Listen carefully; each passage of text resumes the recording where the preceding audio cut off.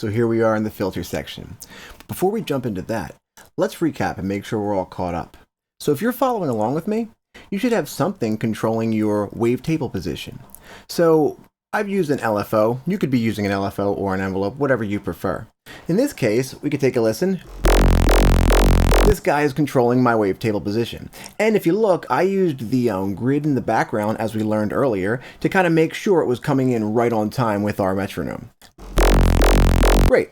Well, we want to do a little bit more because why not, right? We're going to be adding a lot of modulation throughout this course, so let's get comfortable doing it. Since we used an LFO, let's go ahead and maybe control our warp knob, right, with an envelope. Why not? Now, we're not going to use envelope 1 because, remember, that controls the shape of the main sound, so we'll just use envelope 2 as that is an empty envelope. So let's click into here, and we can go down to, I think we used a symmetry before, so let's just keep on with that guy. And what I want to do is, I want this to kind of roll up and then stop up top. So if I add this envelope here, what I want it to do, like I said, is roll up to here and then stop. So what I'm going to do is click on this and move my attack over. Now here's a little pro tip. If you want it to be super in time, what I could do is double click this. I could write 1/4. And what that's going to do is it does the math for you. And, you know, at this tempo, you know, 1/4 is a quarter note. It's going to be like, that's how many milliseconds it takes to get through a quarter note. So this will stay in time again with our entire song or project or whatever we're working on. So do you hear how it goes?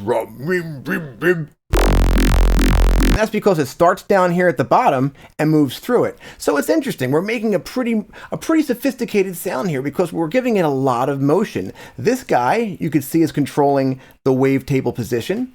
And this guy, you could see, is controlling the asymmetry or the warp knob in a completely different way. This is how we're going to make our sound crazier than it actually is, right? Because we're really just pressing one note.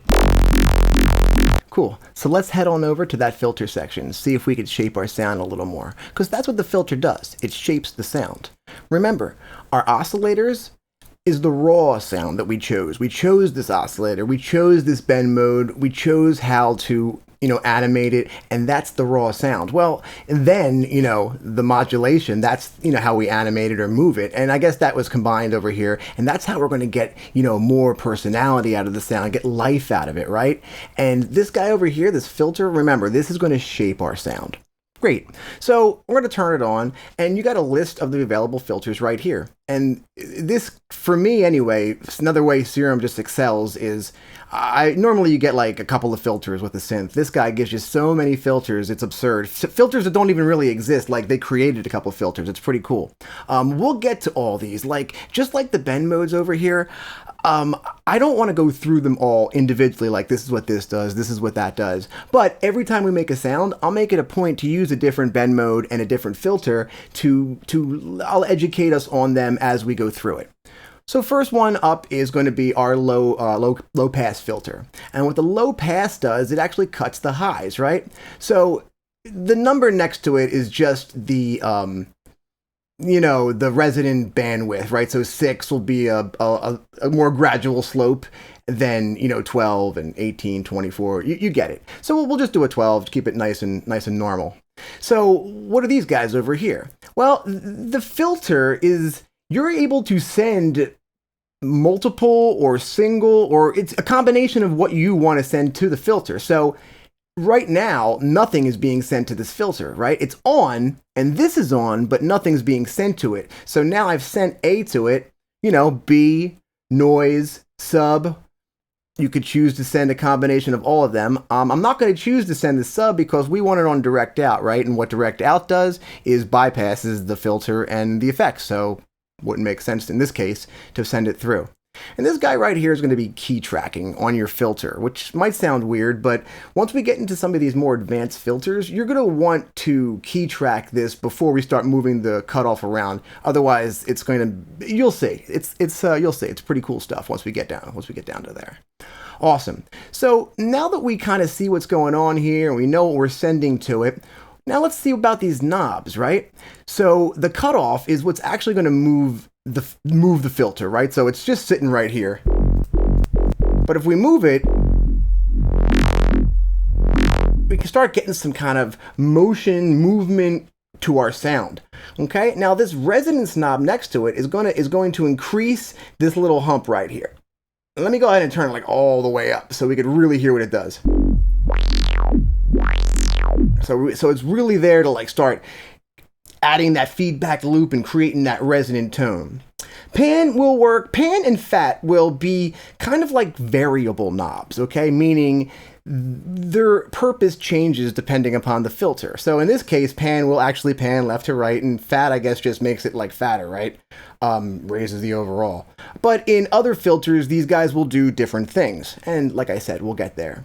Drive's just going to add some more drive back, and in this case, it's sort of similar to what fat's doing. And mix is going to be like your wet and dry, right? So if it was all the way to the left, it's 0%, you're not hearing any of the filter. And you can see right here, it's kind of flat. Like we're not getting any, even if I move this, nothing's happening, right? But as I add this back, it adds the filter back to it, and you know, there it is, wet and dry. So, you know, and all these knobs can actually be, you know, modulated, automated, all that kind of stuff. So that's where we're going to head right now. Now that we know how this filter system works, we're going to go ahead and apply some of our animations to it to give it some life. So as I mentioned before, we've already gotten ourselves a couple of shapes, right? Remember back to our modulation lesson, video, whatever.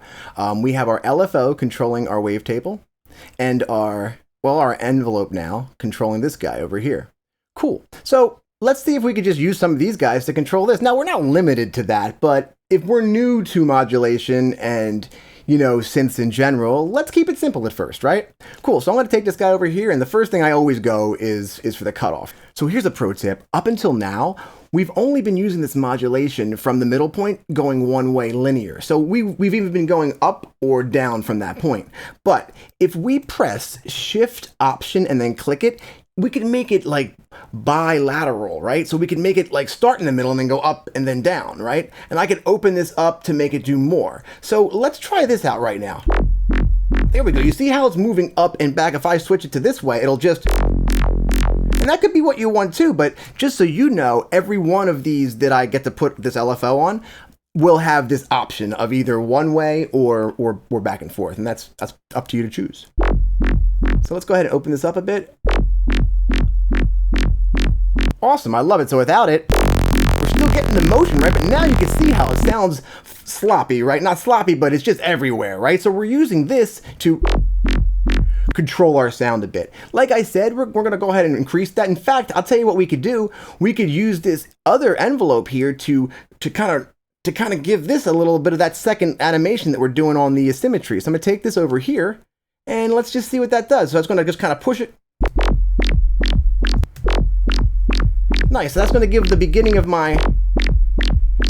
of every time I press the button, because it'll stay up there as long as my button's pressed, but every time I press the button, it'll start this animation over again, because remember, that's what an envelope does. Every time I press the button, goes through this ADSR sequence, where the LFO just kind of starts looping over and over again, if it's set to trigger mode. Remember that. Cool, so this is great. This is great, it's sounding pretty cool. So I'm going to go ahead and not use my pan knob because I kind of want everything to stay right where it is.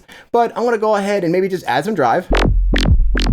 We want to make sure it's not the end of the world if you're going in the red a little bit, but I guess I'm old school. I like to mix clean. I always have. So I try to just be aware of that.